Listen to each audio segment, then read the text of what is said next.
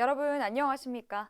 최근 강원대와 강릉 원주대가 1도 1국립대 원칙 적용을 위해 속도를 내고 있습니다. 도 소재 복수 국립대를 한 개로 통합하는 1도 1국립대는 극심한 지역 불균형과 학령 인구 감소에 대처하기 위한 움직임 중 하나인데요.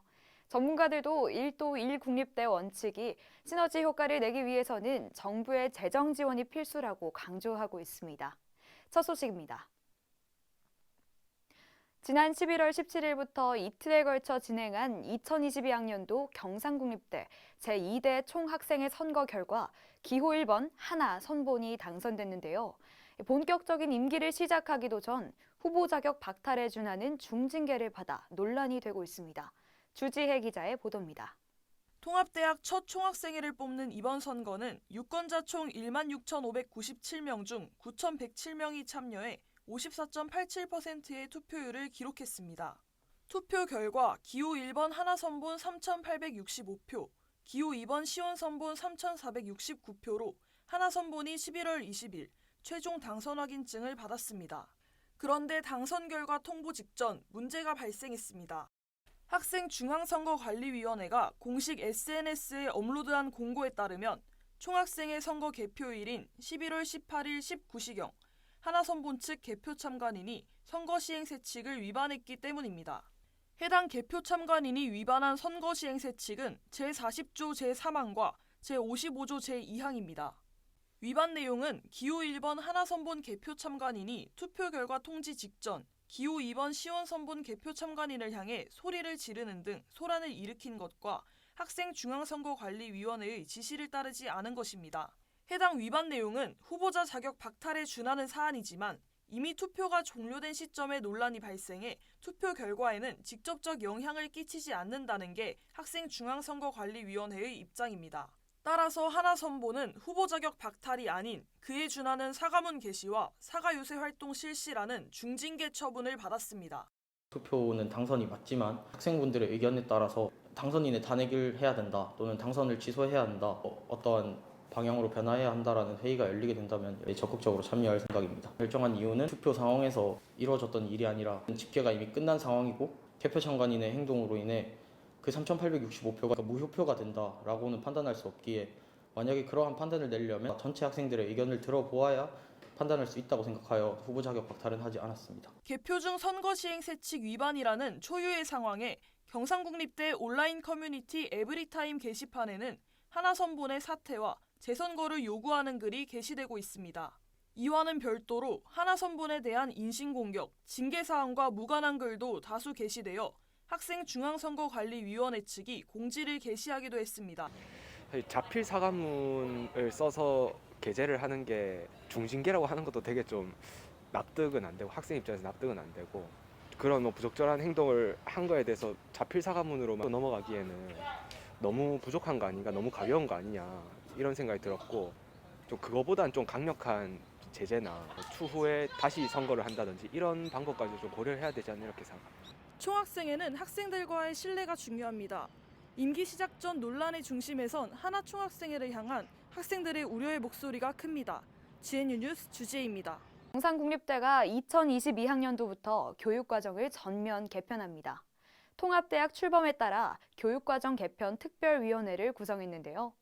디지털 리터러시 관련 필수 교과목 추가와 마이크로 디그리 도입처럼 시대의 흐름을 반영한 내용이 많습니다. 자세한 내용 정혜인 기자가 취재했습니다. 2022학년도부터 운영될 통합대학 교육과정 개편은 지난 8월 공청회를 시작으로 11월 중 학내기구 심의와 개편안 확정과 교육과정표 제출을 앞두고 있습니다. 교육혁신처 교육과정 개편 특별위원회는 대학의 구성원을 대상으로 2022학년도 통합대학 교육과정 교양 및 전공 주요 내용을 보고하고 의견 수렴과 질의응답을 받았습니다. 교육과정은 교양과 전공으로 나뉘어 개편되는데 교양교육과정은 기존 4개 영역을 3개 영역으로 축소 후 명칭을 변경하고 융합교육이 중시되는 대학교육의 변화에 따라 디지털 리터러시 영역이 추가됩니다. 필수 과목 다양화로 모든 영역에서 학생 선택권을 강화하는 것도 개편에 포함됩니다. 전공교육과정은 다전공 및 융복합 교육이 강화됩니다. 융복합 다전공 활성화를 위해 연계전공, 융합전공, 학생 설계전공과 같은 기존의 복수전공 외에 마이크로 디그리가 도입됩니다. 마이크로 디그리는 시간이나 학점 단위로 교과목 이수 결과를 조합해 정규 학위를 취득하는 교육과정으로 국내에서는 한양대 등 일부 사립대와 강원대 등 국립대에서 제도를 도입해 운영 중에 있습니다. 학생들에게 선택권을 높이고 또 시대에 부응하는 어떤 새로운 지식이나 이론을 접목할 수 있도록 그런 기회를 권장하는 것이 주 목표였고요. 결국은 그런 부분들이 학생들의 이제 진로나 취업에서 굉장히 도움이 될 수 있도록. 대학 교육의 혁신이 요구되는 지금, 통합대학 교육과정 전면 개편이 경상국립대 학생들의 교육 만족도에 어떤 영향을 미칠지 귀추가 주목됩니다. GNU 뉴스 정혜인입니다. 2022년 3월이면 경상국립대로 입학한 신입생들과 만나게 됩니다. 교육부가 경상대와 경남과학기술대의 통합을 승인한 지 약 1년 만에 학사통합 절차를 마무리하기 때문인데요.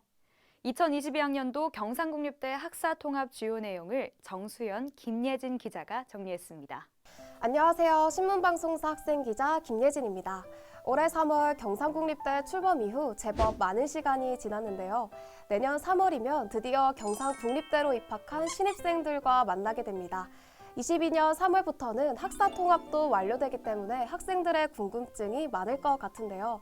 이 내용을 취재한 정수연 기자와 함께 이야기 나눠보겠습니다. 안녕하세요. 신문방송사 학생기자 정수연입니다. 지난 3월 경남과기대와의 행정통합을 이룬 이후 대학 본부는 내년 3월 학사통합을 앞두고 있는데요. 새로운 단과대 신설과 유사 중복학과 통폐합 문제는 본인과 관련된 내용이 아니면 잘 모르는 경우가 많을 건데요. 오늘 이 시간을 통해 학교가 어떤 변화를 앞두고 있는지 알아보면 좋을 것 같습니다.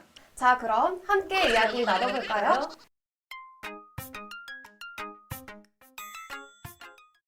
먼저 신입생 모집 상황에 대해서 궁금한데 지금 어떤 상황이야?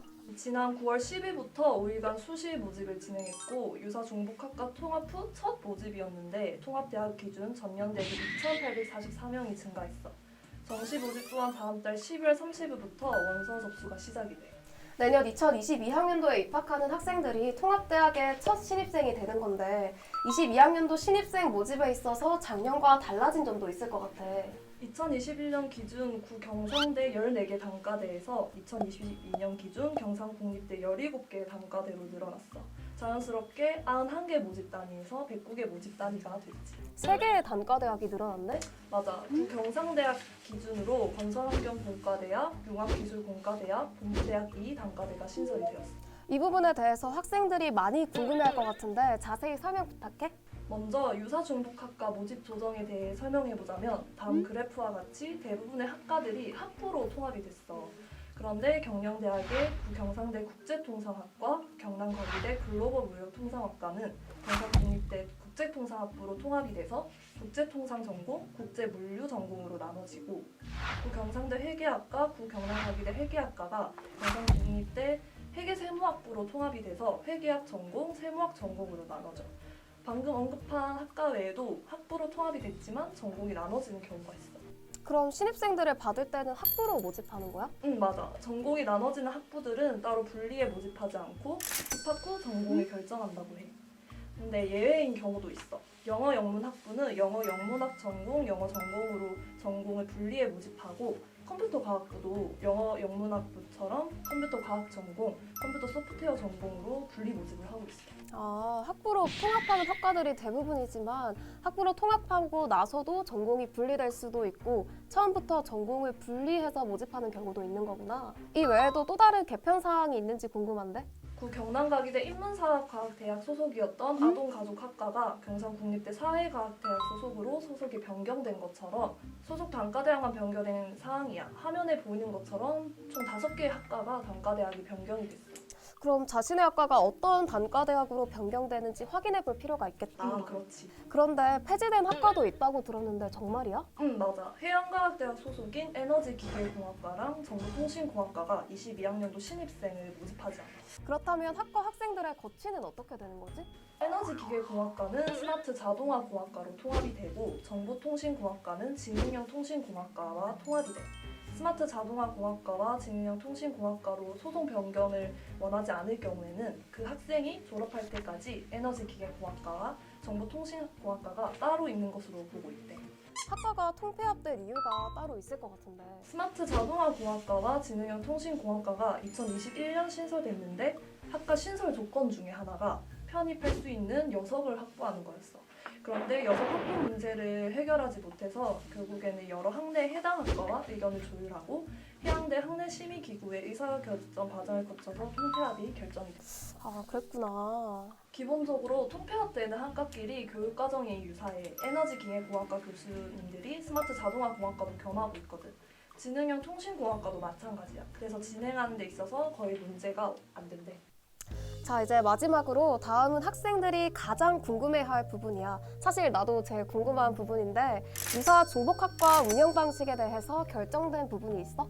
나도 정말 궁금했는데 아직 논의 중인 부분이라 결정된 사항은 없고 결정이 되면 공지가 나간다고 해. 아, 그렇구나. 가장 중요한 사항인데.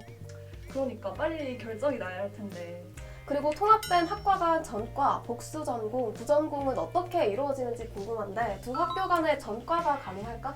아쉽게도 기존에 있던 학생들은 구경상대, 구경남과기대 간의 전과, 복수전공, 부전공이 불가능해. 하지만 신입생들의 경우는 가능하다더라고. 확실히 내년부터 학사 통합이 되다 보니 기존에 있던 학생들이 포함 안 되는 부분이 많이 있는 것 같아. 자, 그럼 이제 진짜 마무리를 해볼까? 오늘 이렇게 2022학년도 학사 조직 개편 내용에 대한 이야기를 나눠봤는데 어땠어? 직접 취재하면서 정말 새로운 정보들을 많이 알게 된 것 같아. 아마 우리 학교 학생 중에는 학사 조직 개편과 관련해 내가 제일 잘 알지 않을까 싶어. 그리고 통합학과 운영과 관련돼 학생뿐만 아니라 학부모님들도 궁금해하더라고. 하루빨리 결정돼야 하는 사항이라고 생각해. 너는 오늘 어땠어? 나도 그 의견에 동의해. 내년부터 학사 통합이 시작되는데 아직까지 결정되지 않은 부분이 많아서 학생들이 혼란스러워하고 있을 것 같아. 통합 운영과 관련해 학생들에게 정확한 내용이 공지되었으면 좋겠어. 같이 인사하고 끝낼까? 좋아. 하나, 둘, 셋. 감사합니다. 캠퍼스 곳곳을 색색으로 물들였던 단풍, 한 번쯤 본 적이 있을 텐데요. 경상국립대는 2011년부터 떨어진 낙엽을 폐기하지 않고 지역 농가에 제공하고 있다고 합니다. 자세한 내용 김예진 기자가 정리했습니다.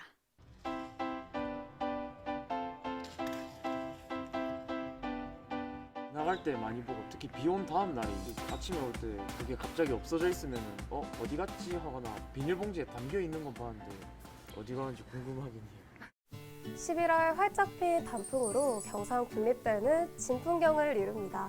하지만 이내 찾아온 거센 겨울바람에 낙엽이 하나둘씩 떨어져 수북히 쌓여있는 모습을 쉽게 볼 수 있는데요.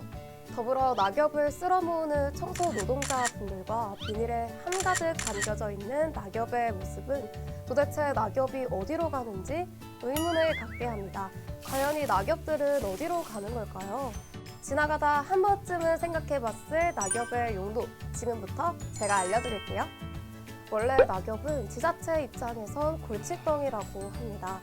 낙엽을 놔두면 보행자가 다칠 우려가 있고 수거하는 데에도 수고가 들어갈 뿐더러 수거한 낙엽의 활용이나 처리 방안이 마땅치 않기 때문인데요. 특히 거리에 있는 낙엽 같은 경우 담배꽁초, 유리조각 등 이물질이 너무 많아 하나하나 분리하기가 어렵다고 합니다. 때문에 걷어들인 낙엽은 상당수 소각된다고 하는데요. 총무과에 따르면 경상국립대도 2010년도까지는 떨어진 낙엽을 모아 폐기해왔습니다.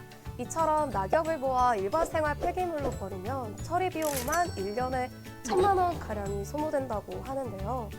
하지만 2011년도부터 경상국립대는 낙엽을 폐기하지 않고 재활용하기 시작했습니다. 청소 노동자분들이 모은 낙엽을 비닐에 싸서 인근 농가에 보내는 방식인데요. 낙엽이 필요한 진주 지역 농가에 미리 연락해 낙엽 뭉치를 가져갈 수 있는 시간과 장소를 미리 공지하면 지역 농가에서는 낙엽을 소, 돼지 축사 분물과 유기농 퇴비로 사용한다고 합니다. 재활용률을 높이고 특히 다시 농업의 소재로 다시 집어넣을 수 있다는 점은 굉장히 좀 좋은 취지의 어떤 재활용 방안이 된다고 저는 생각을 하거든요. 이 낙엽도 아주 우수한 자원으로 저는 생각을 하고 이러한 낙엽은 행정지원과에 따르면 청소 노동자분들이 구역을 정해 외곽 청소를 하는 날인 월, 수, 금에 특히 많이 모인다고 하는데요. 정확한 무게는 알 수 없지만 낙엽을 담은 자루가 최대 100자루까지도 모인다고 합니다. 평균적으로는 80에서 90자루 정도 모인다고 하네요. 이러한 낙엽들은 소각장에 적재되고 인근 농가 주민들이 정해진 시간에 많이들 가져가 남는 것이 거의 없을 정도라고 합니다. 낙엽에 대한 의문 조금 풀리셨나요? 피어있을 때 아름다운 풍경을 졌을 땐 축사, 덤불과 퇴비로 재활용되는 낙엽. 그저 지나쳐왔던 낙엽의 새로운 발견이네요. 지금까지 GNU 뉴스 김예진입니다.